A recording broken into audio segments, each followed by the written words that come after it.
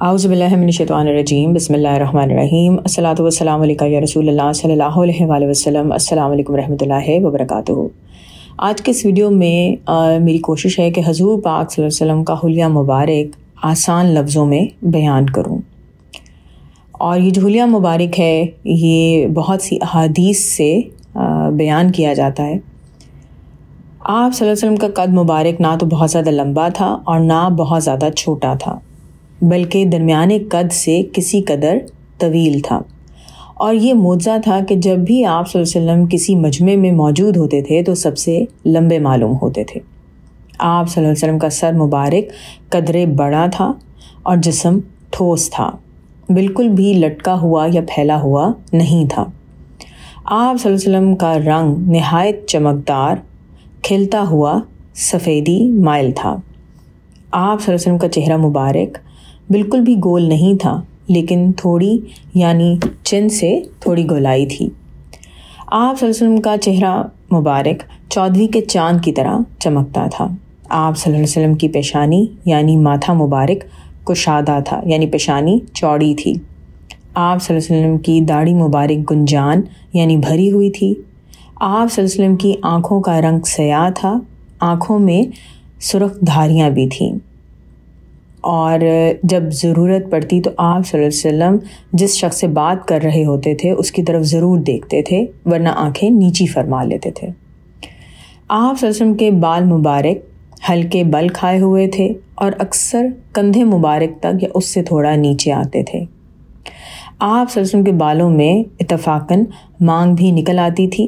اگر مانگ نکل آتی تھی تو آپ صلی اللہ علیہ وسلم اس کو رہنے دیتے تھے۔ اگر آپ صلی اللہ علیہ وسلم خود اپنے بال مبارک میں مانگ نکالتے تھے تو درمیان سے مانگ نکالتے تھے۔ آپ صلی اللہ علیہ وسلم کی بھویں مبارک یعنی آئی بروز گھنی تھیں لیکن باریک تھیں اور آپس میں بالکل بھی ملی ہوئی نہیں تھیں۔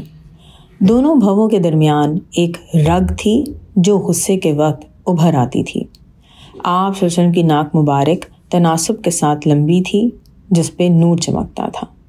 آپ صلی اللہ علیہ وسلم کے رخسار مبارک یعنی گال نرم تھے، ہموار تھے۔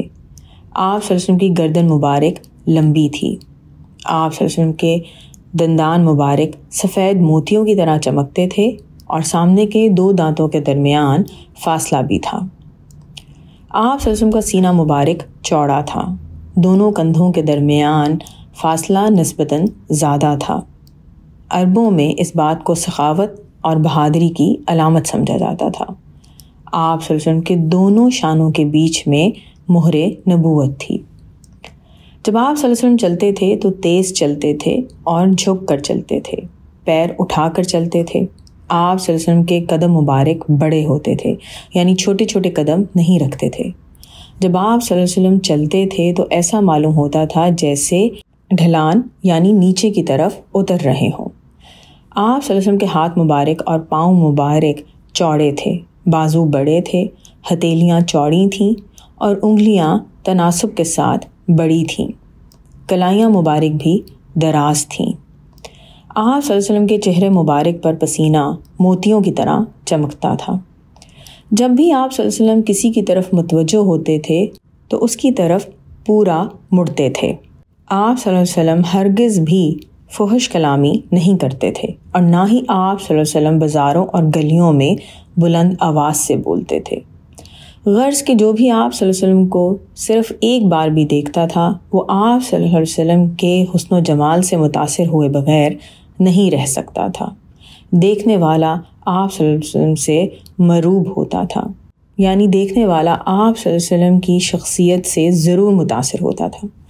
صحیح بخاری کی حدیث نمبر 680 میں بیان کیا جاتا ہے کہ جس دن حضور پاک صلی اللہ علیہ وسلم کا وصال مبارک ہوا تو اس دن حضرت ابوبکر صدیق رضی اللہ عنہ صحابہ اکرام رضی اللہ عنہ کی جماعت کی امامت کر رہے تھے، اور جب آپ صلی اللہ علیہ وسلم نے اپنے حجرہ مبارک سے پردہ اٹھا کر لوگوں کی طرف دیکھا تو دیکھنے والوں نے کہا کہ آپ صلی اللہ علیہ وسلم کا چہرہ مبارک اس دن بھی اس قدر حسین لگ رہا تھا کہ اس سے زیادہ حسین منظر ہم نے نہ دیکھا ہوگا۔ ایک جگہ حدیث مبارک میں یہ بھی بیان کیا جاتا ہے کہ آپ صلی اللہ علیہ وسلم کا چہرہ مبارک اس دن قرآن کے ایک ورق کی طرح معلوم ہوتا تھا، یعنی بیماری کی حالت میں بھی آپ صلی اللہ علیہ وسلم کا چہرہ مبارک حسن و جمال اور نور سے بھرا ہوا تھا۔ صحیح بخاری کی ایک اور حدیث 3542 میں بیان کیا جاتا ہے کہ ایک مرتبہ حضرت ابوبکر صدیق رضی اللہ عنہ جب عصر کی نماز سے فارغ ہو کر مسجد سے باہر نکلے تو دیکھا کہ حضرت حسن رضی اللہ عنہ بچوں کے ساتھ کھیل رہے تھے۔ حضرت ابوبکر صدیق رضی اللہ عنہ نے ان کو اپنے کندھے پر بٹھا لیا اور فرمایا، میرے ماں باپ تم پر قربان ہوں، تمہیں حضور پاک صلی اللہ علیہ وسلم کی شباہت ہے، علی کی نہیں۔ اس بات کو سن کر حضرت علی رضی اللہ عنہ ہنس پڑے۔ صحیح بخاری کی ایک اور حدیث میں یہ بھی بیان کیا جاتا ہے کہ حضرت اسماعیل بن ابی خالد نے کہا کہ میں نے حضرت ابو جحیفہ رضی اللہ عنہ سے عرض کیا کہ آپ ہمیں حضور پاک صلی اللہ علیہ وسلم کی کوئی صفت بیان کریں، تو انہوں نے کہا کہ آپ صلی اللہ علیہ وسلم سفید رنگ کے تھے اور وصال مبارک کے قریب آپ صلی اللہ علیہ وسلم کے کچھ بال سفید ہو گئے تھے۔ اسی طرح صحیح مسلم کی حدیث نمبر 121 میں بیان کیا جاتا ہے، جس کو میں مختصراً آپ کو بتاؤں گی، کہ حضرت ابن شماسہ مہری رحمۃ اللہ علیہ سے روایت ہے کہ انہوں نے کہا کہ جب ہم نے عمرو بن عاص رضی اللہ عنہ سے ملاقات کی تو اس وقت وہ نزع کی حالت میں تھے۔ باتوں کے دوران انہوں نے بتایا کہ اگر کوئی مجھ سے حضور پاک صلی اللہ علیہ وسلم کا حلیہ پوچھے تو شاید میں کبھی بھی بیان نہ کر سکوں، کیونکہ آپ صلی اللہ علیہ وسلم کو آج تک میں آنکھ بھر کر نہیں دیکھ سکا۔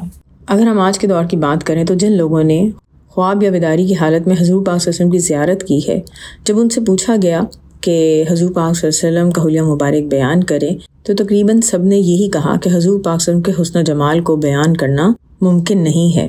زیادہ تر لوگوں نے یہی کہا ہے کہ حضور پاک صلی اللہ علیہ وسلم کے چہرے مبارک کو آنکھ بھر کر دیکھنا ہمارے لیے ممکن نہیں تھا۔ جب بھی حضور پاک صلی اللہ علیہ وسلم کو دیکھا، آپ صلی اللہ علیہ وسلم کے چہرے مبارک کو ہمیشہ روشن اور نور سے بھرا ہوا دیکھا۔ اگر آپ لوگ حضور پاک صلی اللہ علیہ وسلم کے حلیہ مبارک میں کچھ ایڈ کرنا چاہتے ہیں تو آپ کامنٹس میں لکھ سکتے ہیں۔ دعا ہے کہ اللہ تعالی ہم سب کو حضور پاک صلی اللہ علیہ وسلم کی محبت اور قرب عطا کریں اور آپ صلی اللہ علیہ وسلم کا دیدار مبارک زندگی میں کم از کم ایک بار ضرور عطا کریں۔ آمین ثم آمین۔ الصلاۃ والسلام علیکہ یا رسول اللہ صلی اللہ علیہ وآلہ وسلم۔ السلام علیکم ورحمۃ اللہ وبرکاتہ۔